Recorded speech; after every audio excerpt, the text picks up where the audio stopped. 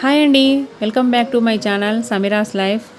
నేనైతే మీషో నుంచి మంచి జ్యువెలరీ కలెక్షన్తో అయితే మీ ముందుకు వచ్చానండి. నేను వీడియో పోస్ట్ చేశాను, మనకి కింద క్లిక్ చేసినట్లయితే వీడియోలోకి వెళ్ళిపోతారు. లింక్స్ అన్ని నేనైతే డిస్క్రిప్షన్లో ఇచ్చానండి, వ్లాగ్ రూపంలో పోస్ట్ చేశాను.